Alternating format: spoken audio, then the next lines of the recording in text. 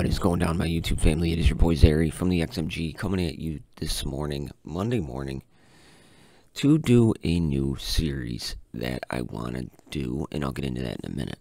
But before we get into the video, if you are not part of that XMG family, you should be.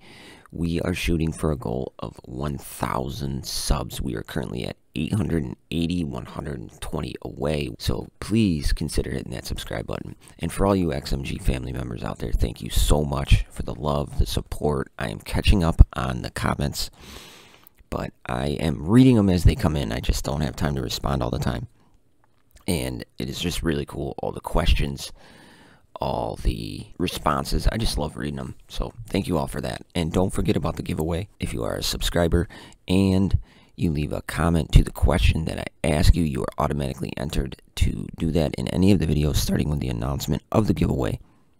So without further ado, let's jump into the new video. I did a video about 10 things you should think about, before Battlegrounds come out. And if you haven't seen that, I'll have a card in that description. I got a lot of feedback saying people would like to see this, they'd like to see that, they'd like to do this. And in my mind, I tried to contemplate a way for us to do that. And I decided to make a new series called Battleground Breakdowns. And what we're going to do is we are going to take a certain aspect of the game and break it down. Now, I know we kind of do that for the noob series, but we're going to take this one step further, and we are really just going to deep dive into different things, and I'm going to try to do it as speedily and as informative as possible.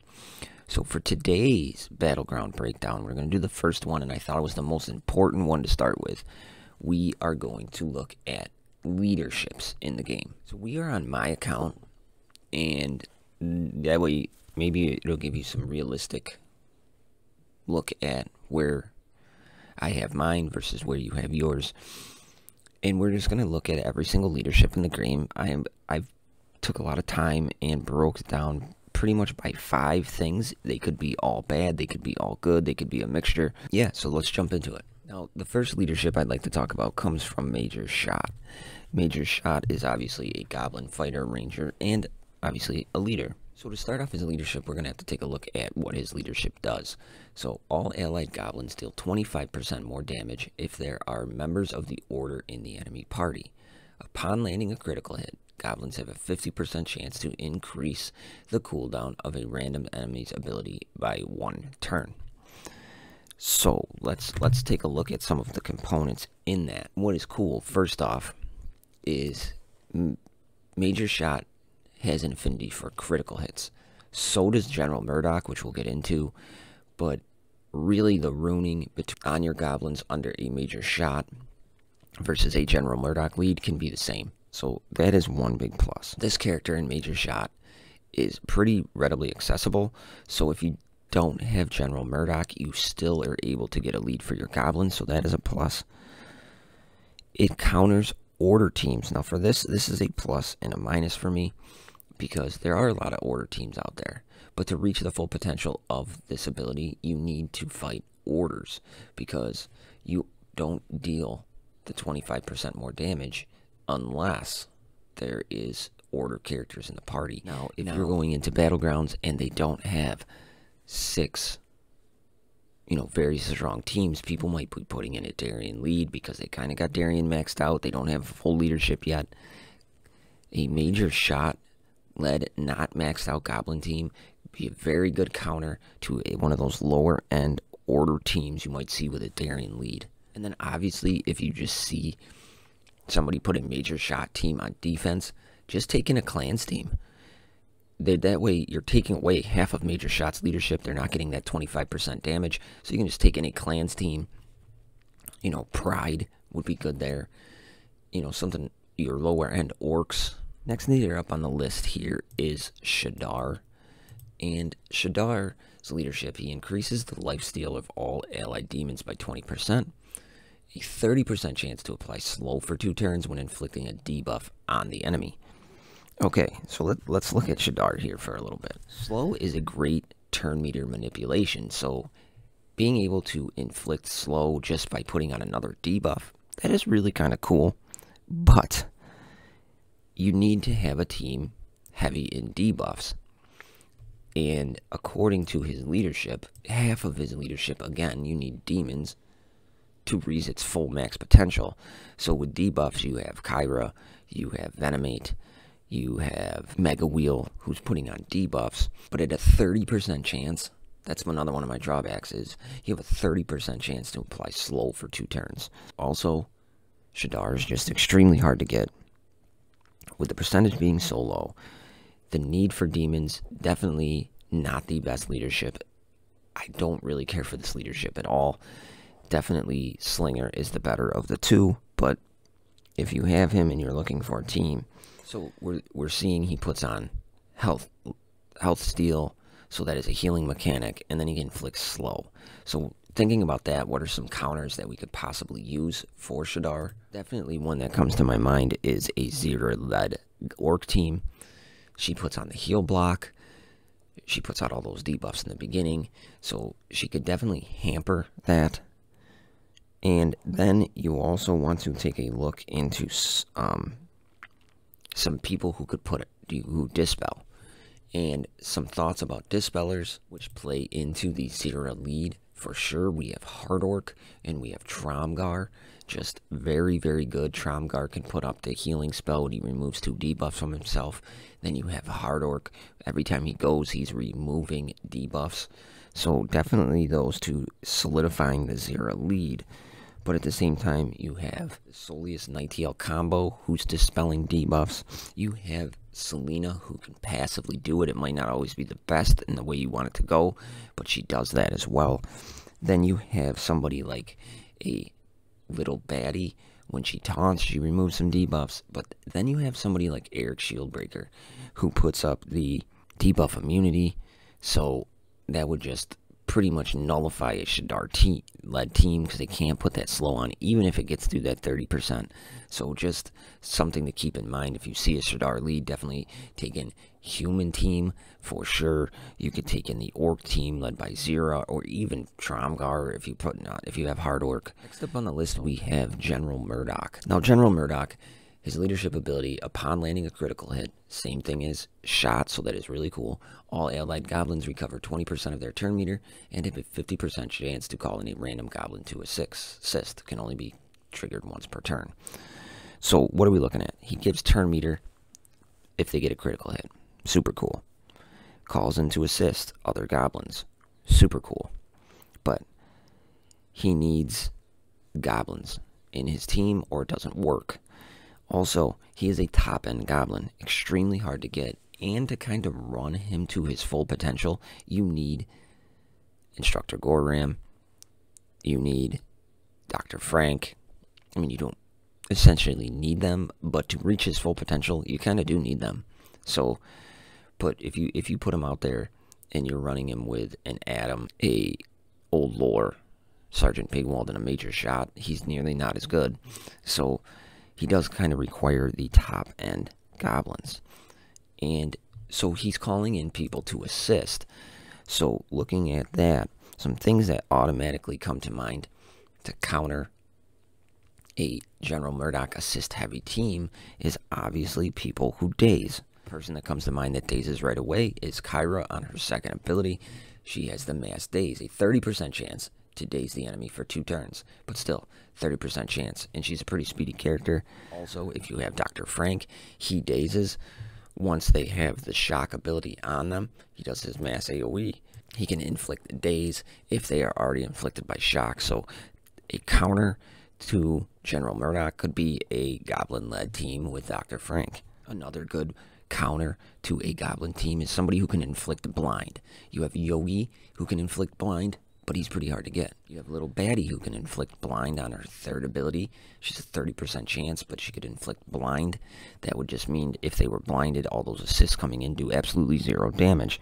So that is a plus for you. Major Shot does blind, so again, seeing the mirror match there could be beneficial to your team. Then possibly a Tromgar-led Orc team, where he can just pumps out those stuns, and we'll get into his leadership, but you know, a Tromgar-led Orc team with the debuff-heavy team putting out those stuns could be really, really impressive. Okay, up next we have Soleus.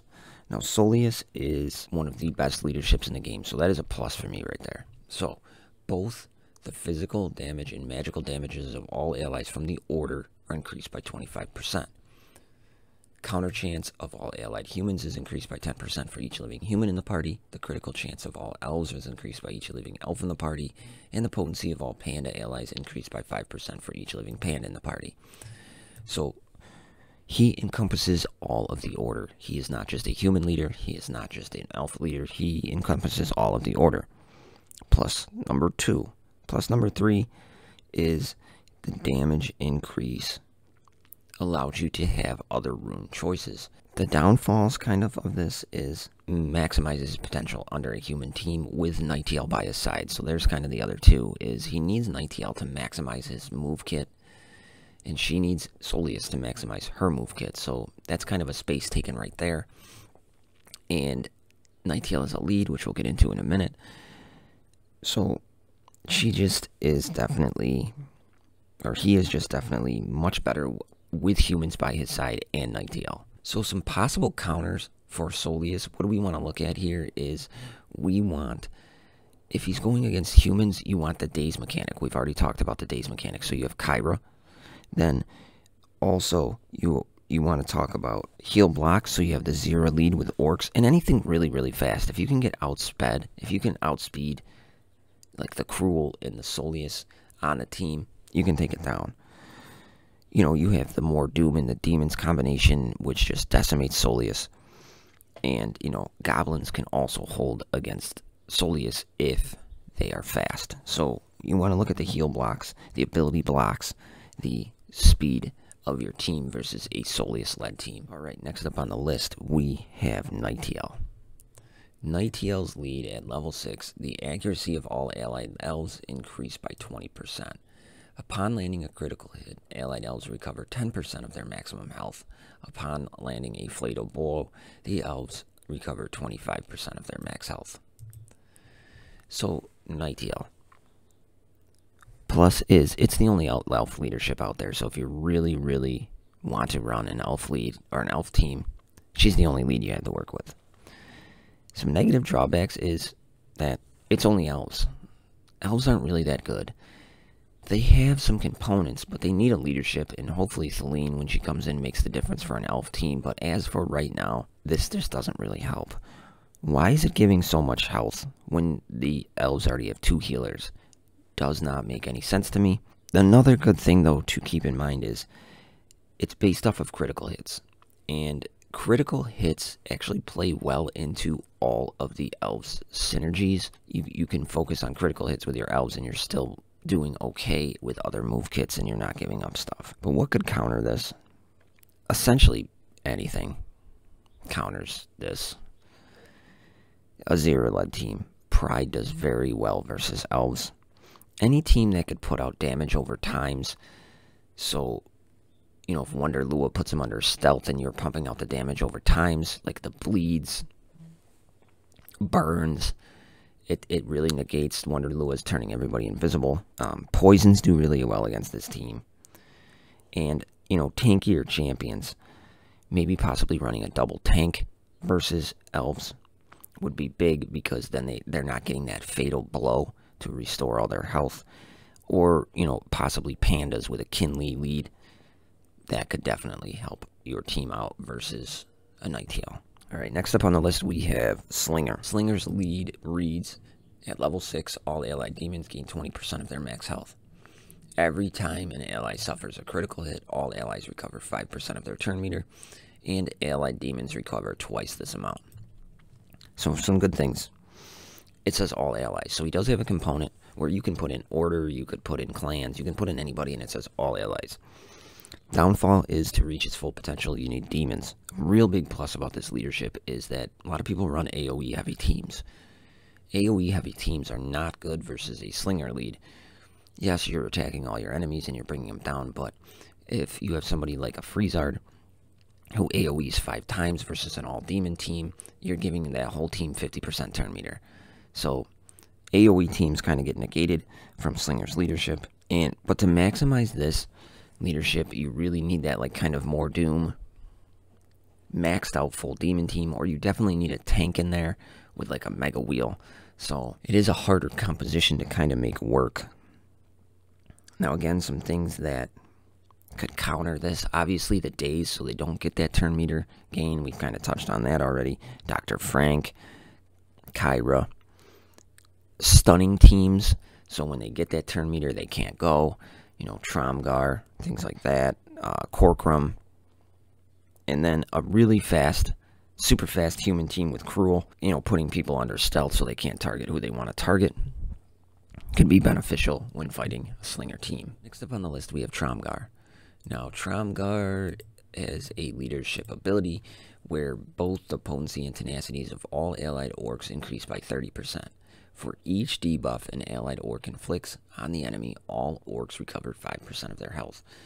So, obviously, negative here is it's just for orcs. You need orcs for this leadership to work.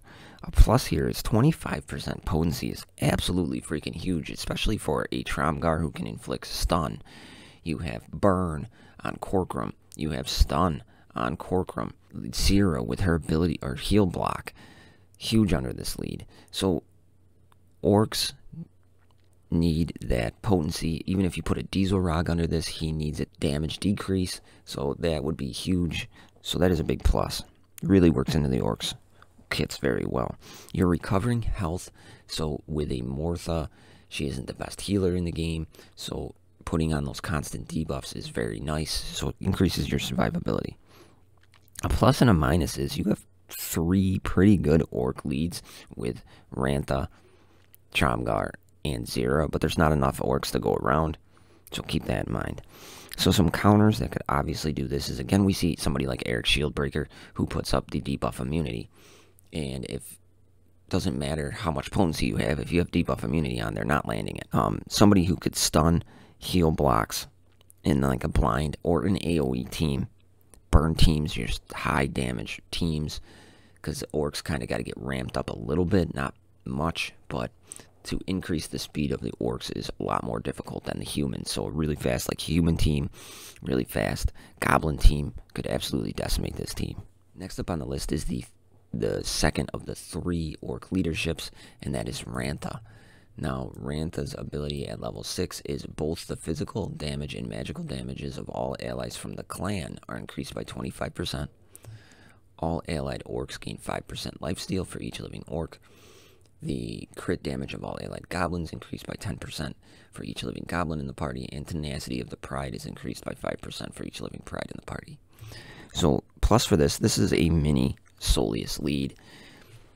It encompasses all of the clans except for demons, so there's a plus and a minus. Pride get tenacity, so that's a pretty crappy part of the leadership. But the damage increase is huge, and that applies to all clans, so that is big. She is a super early champion to get and unlock, and most people have, so she could definitely benefit you on a lower end team with some of those like mishmash characters that you've geared up for maybe tournaments and things like that, so that'll definitely help you out. And some counters for her is kind of really anything. To be completely honest, you could run, you know, goblins, humans, demons, but what you're kind of looking for is somebody who could put out a damage decrease or a slow freezard, you know, damage over time teams. You have your, you know, bleed teams, things like that, and really anything. But she could definitely be, you know, your 4th or your 5th squad when you're struggling to get down there. She could be the leader for that team to help you kind of put together a mishmash team and help you get the most benefits out of that team. Next up on the list, we have Patriarch Chi. Patriarch Chi leadership, all ally healing abilities apply a shield equal to 45% of the health healed. All attacks by allies from the order restore their shield by 20% of their damage dealt. So looking at this, big plus is order team. You can put in order, but you also need order to maximize the potential of it. So it's a plus and a minus. This leadership ability does not need to be maxed out to be good. And the reason I say that is, say it's at level 4, you're still getting 35% of healing and 12% of the shield for the damage dealt. So can be used. Doesn't have to be maxed out to be used, which is very nice. The other good thing is it goes into all abilities. And what I mean by that is you can attack and get something from it. You can heal and get something from it. You do need a healer in a Patriarchy team because he really doesn't heal. He's labeled as a healer, but he's not a healer. Selena is really, really good for him, but she is super hard to get. And then maybe you could put in one of the elf healers to help, but you really, really need a healer with a Patriarchy-led team to maximize the leadership. And again, you know, some counter teams, anything with a heal block, damage decrease, stunning, blinds, things of that nature would be good against a Patriarchy team. And then the next one up is we have Kinley, his panda counterpart.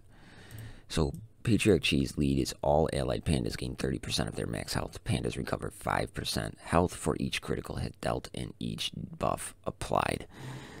So, what do we see? Negative pandas.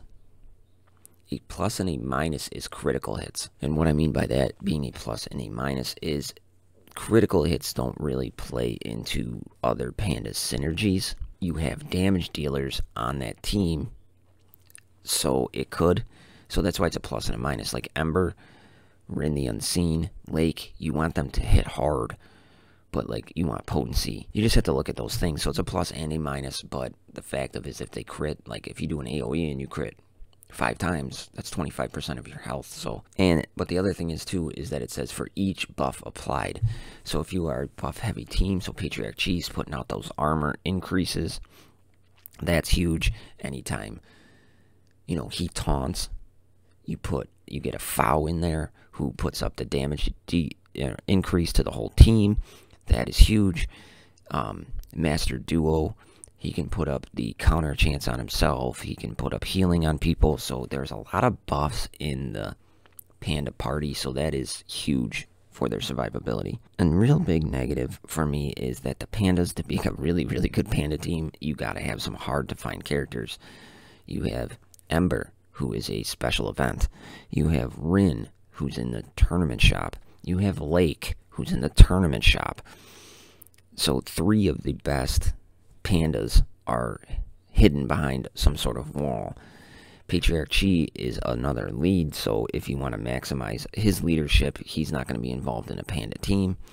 So, you know, there are no healers for the panda team, so that is another drawback. But a good thing about Kinley also is that he is a very early champion that you get, so a lot of people might have him. And you really only need to take this to level 4 for it to be somewhat effective. So another good thing out of that.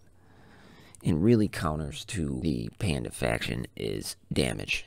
You want damage and you want somebody who can dispel. If you can get around Kinley's taunt, it's over with pretty much. So anybody who could dispel, you know, Diesel Rog, a Hard Orc, Nightiel, people like that. Anybody who can dispel, it allows you to get around that taunt and you're good to go. Next up on the list is we have Hera.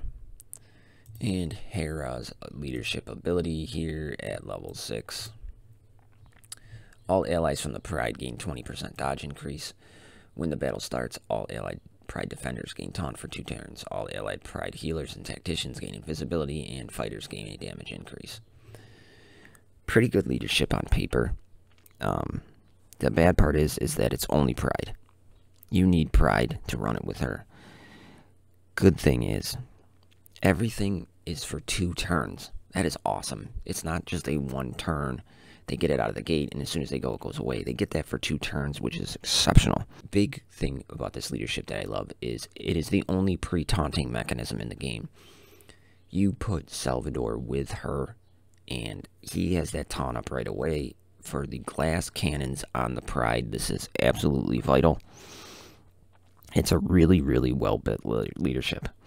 But it's hard to make a good Pride team. We all know this. It's hard to maximize all the Pride synergies on one team. So that is a huge drawback for me. And any kind of AoE dispelling team can decimate a Pride team. You need anybody who can apply a debuff immunity, such as a Zera lead, to Salvador. Salvador is a good tank, but if he can get up that his steel shell he's amazing. He won't die. But if you can burn him down before he gets that steel shell up, you got yourself a chance. So there's definitely some teams that could get around a Hera lead. Next up on the list, we have Darian. And reading Darian's leadership at level 6, both the physical armor and magic armor of all allies increase by 30%. Allied members of the Order have a 50% chance to remove a debuff at the end of their turn. So this leadership has some kind of good things going for it.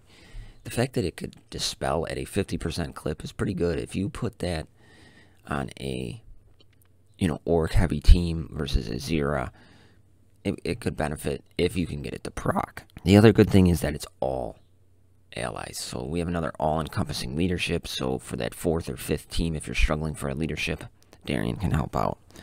It really needs to be maxed out, though, to reach its full potential. And I don't think very many people want to put all those blue scrolls into Darian, but it does need to be maxed out. The other thing is that it's armor. I mean, that increases your survivability a little bit, but it's armor. There's so many more better things that could be in this besides armor. And a counter to this is really anything. I mean, but the reason it's on here is it could be that 4th or 5th leadership, but really anything could be the Darian lead. Honestly, we all know that. Alright, next up we have Revol. And Revol's leadership here, all allies from the Pride gain 30% of their maximum health and 50% chance to restore a random one turn to a random ability at the start of their turn. So this is an underrated leadership. Giving 30% max health is absolutely big. The plus and the minus for this is a big part of this that really makes it kind of awesome is the 50% chance to restore a turn. Well, it's at 50%. So you're not always getting this, and it does need to be maxed out to even have that potential. If you only take this to level 5, Pride gain 30% of their maximum health. That's okay, but it doesn't sound as good as and a 50% chance to restore 1 turn. So it definitely needs to be maxed out to reach its full potential. This is really good for the glass cannon faction of the Pride. I mean, let's take a look. Revol really isn't a glass cannon. He's probably the most survivable, but then you have Bori, glass cannon, Vorian the Trickster, glass cannon, Khagan, glass cannon. So it really does help the glass cannon faction. The other thing is, there's only 1 tank for the Pride. And if you're running 2 Pride teams in Battlegrounds, you want to put Salvador with Hera. So you're not, any tank you put in, or any defender you put in to this leadership isn't benefiting from the lead besides Salvador. So that is kind of a negative, and you're going to want a leadership with that glass cannon team. And, just some things to think about is burst damage, AoE damage. There's all those glass cannons out there, and 30% max health is nice, but if you come in with a AoE heavy team, you'll still burn them down quick. You come in with a mage team under a Soleus lead, where you have Ember, even a Amara, because she's classified as a mage with a Cruel.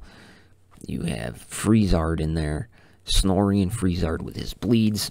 So, definitely AoE burst damage will take down a Revol lead. Next up on the list is we have Zera. Zera is the newest orc leadership to come into the game, and her leadership is the potency and the maximum health of all allied orcs is increased by 20%. When the battle starts, all enemies receive a tenacity decrease, armor decrease, damage decrease, buff immunity, and for 1 turn. Whew, that's a mouthful. So, good things is she is super heavy on the debuffs, and having the potency increase worked into her kit is great. The debuff she puts out, that buff immunity, the AI is definitely going to misplay that 100% of the time. Tromgar's always going to taunt first, and he can't. So it messes up the AI incredibly well. The bad thing is, though, is that she's super hard to get. We don't even know where we can farm her. And it does need to be maxed out to reach its full potential, because you don't get that buff immunity and that damage decrease till level 6. So you really, really need it to be at level 6. It's usable. It is. It's usable not at level 6, but just really to reach its max potential and to do everything you want it to do. And what makes it such a really good leadership is maxing it out at level 6. And there's so many orc leads now. Rantha has one that encompasses all the clans. You have Tromgar, and then you have her, and there's not enough good orcs to go around to do them both, so that is something to keep in mind. So what you need to kind of counter the Kyra is a super fast cruel team. You know, mirror match based on speed. Anybody who could dispel an Eric shield breaker to stop the debuffs from going back on. Patriarchy, he can dispel even a hard orc on the other side. So dispellers, mirror matches, and a really fast cruel help out versus a 0 lead. And the last leadership we have here is Lake. Lake's leadership, all allied pandas gain 1,000 penetration. Each time when an allied panda counterattacks, they recover health by 100% of the damage dealt. Okay, let me start with the one positive. 1,000 penetration is absolutely amazing. You can build up to do some massive hits. Rin can be devastating under a Lake leadership. 1,000 penetration is essentially like nullifying their armor. So that is huge. But that's the only real good thing I got about this team. Lake is extremely hard to get, so probably a lot of people don't have him. 2, pandas. All pandas. You have Patriarchy, who encompasses pretty much anybody. You have Kinley, who's all pandas. And then you have Lake, who's all pandas. Again, there's not enough pandas to go around. Counterattacks on pandas. There's only 2 pandas right now that can counterattack. Ren, who's extremely hard to get, and Master Duo. And again, this leadership, you need to really have it to level 5 or higher for it to become effective. At level 4, it doesn't sound as good. All allied pandas gain 600 penetration. Yippee. Well, now at level 5, you have 800 penetration and, 50% health. And then at level 6, it's 1,000 penetration with 100% health. So level 5 and level 6 pretty much are a must for this leadership. Now, this is a very, very damage-heavy team. So what do you want to do? You want somebody who has a damage decrease, who can slow down the turn meter progression, who can blind them, daze them, etc. So blind, anybody who can inflict blind, major shot, yogi, anything that can inflict slow, freezard, stunning them with Tromgar, AoE teams to try to burn them down as quickly as possible, and a daze team to stop the counterattacking. That would be what you want to do if you're going against a Lake team. So everybody, there is my leadership for Battleground Breakdown. A little bit of a longer video, but it's super important to understand and start here. So if you're building a team comp, the first thing you always want to look at is your leadership ability. So breaking this down a little bit hopefully will help out. And I'm going to, if you guys like this kind of series, I'm going to continue with it, where I'll go over debuffs, I'll go over buffs, I'll go over synergies. That way we can encompass it into Battleground Breakdown videos. So that is what I got for everybody. So let me know in the comments below if you liked it, if you want to see more videos like this. The second thing is, the question for the giveaway is, who is your favorite leadership and why? My favorite leadership in the game is General Murdoch, because he is just so much damn fun with a full maxed out General Murdoch team. Just super duper fun. So that is my leadership and why. So let me know your leadership and why. So that is what I got for everybody today. Just wanted to thank you all for watching. Hopefully you made it this far in the video. I love you all. I'll see you in the next one. I'm out.